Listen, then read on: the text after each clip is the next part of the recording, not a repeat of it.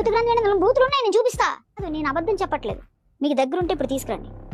మగోళ్ళు కూడా చదవలేరమ్మా దాన్ని. మగవాళ్ళైనా పర్లేదు, ఆడవాళ్ళైనా పర్లేదు, ఎవరైనా పర్లేదు, ఆఖరికి ఇది స్క్రీన్ మీద పెట్టినటువంటి ఆంటీలైనా పర్లేదు, మీరు నమ్మేటువంటి దేవుళ్ళ గురించి మీ గ్రంథాల్లో ఉన్నట్టుగా ఒక్క బూతు పదం కూడా లేకుండా చదవగలరా? చదివి వినిపించగలరా? చదివి వినిపిస్తే నేను నా కుటుంబం అంతా కూడా మళ్ళీ హిందువులుగా మారిపోతాం. మేమే కాదు, వీలు కుదిరితే నేను వెళ్ళేటువంటి సంఘాన్ని కూడా మార్చేటువంటి ప్రయత్నం చేస్తా. మళ్ళీ అడిగితున్నా, మీ దేవుళ్ళ గురించి మీ గ్రంథాల్లో ఉన్నట్టుగా ఒక్క బూతు పదం కూడా లేకుండా చదివి వినిపించగలరా?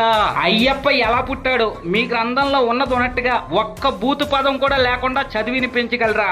సుబ్రహ్మణ్య స్వామి ఎలా పుట్టాడో మీ గ్రంథంలో ఉన్నట్టుగా ఒక్క బూతు పదం కూడా లేకుండా చదివి వినిపించగలరా? శివపార్వతులు ఇద్దరు ఒక వనంలోకి వెళ్ళి బట్టలన్నీ తీసేసి నగ్నంగా ఏం చేశారు? ఒక్క బూతు పదం లేకుండా మీ గ్రంథంలో ఉన్నట్టుగా చదివి వినిపించగలరా? శివుడు ఋషులు భార్యల దగ్గరికి వెళ్ళి ఏం చేశాడు?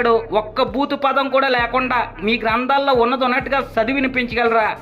శివుడు కొంతమంది అందమైనటువంటి అమ్మాయిల్ని తీసుకెళ్లి ఏం చేశాడో ఒక్క బూతు పదం లేకుండా ఉన్నట్టుగా చదివి వినిపించగలరా? అలాగే రాముడు పుట్టడానికి కారణమైనటువంటి వృషాంగుడు ఎలా పుట్టాడో ఒక్క బూతు పదం కూడా లేకుండా ఉన్నట్టుగా చదివి వినిపించగలరా? అలాగే కృష్ణుడు నగ్నంగా స్నానం చేస్తున్నటువంటి అమ్మాయిల దగ్గరికి వెళ్ళి ఏం చేశాడు?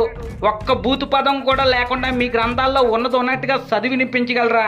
అలాగే దేవేంద్రుడు అహల్య దగ్గరికి వెళ్ళి ఏం చేశాడు? ఒక్క బూతు పదం కూడా లేకుండా మీ గ్రంథాల్లో ఉన్నట్టుగా చదివి వినిపించగలరా?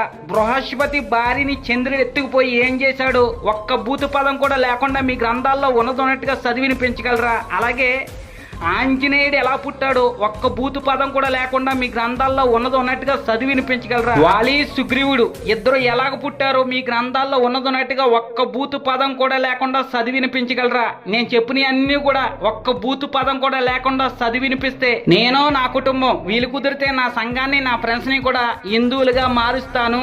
అలాగే బైబిల్ ఆది కాడి నుంచి ప్రకటన గ్రంథం వరకు ముసలి వాళ్ళ కాడి నుంచి పిల్లల వరకు చదివి పూర్తి చేసిన వాళ్ళు కొన్ని వేల వందల మంది ఉన్నారు.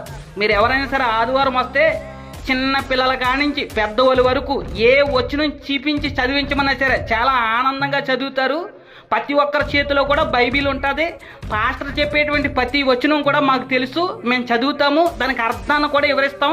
ఏ వచనమైనా సరే చదవడానికి చదివించడానికి నేను రెడీ. అలాగే దైవ భక్తి కలిగినటువంటి ప్రతి క్రైస్తవుడు కూడా అలా పిల్లలకి చిన్నప్పటి నుంచి కూడా బైబిల్ చదివిస్తాడు, బైబిల్ నేర్పిస్తాడు. కానీ హిందువుల్లో చాలా మంది నేనైతే చూడలేదు ఎప్పుడు కూడా చదవటం. ఎందుకంటే వాళ్ళు ఎప్పుడు కూడా విగ్రహాలని పూజించటమే చూశాను, కానీ వాళ్ళ గ్రంథాలు చదవటం అసలు వాళ్ళ ఇంట్లో కూడా నేను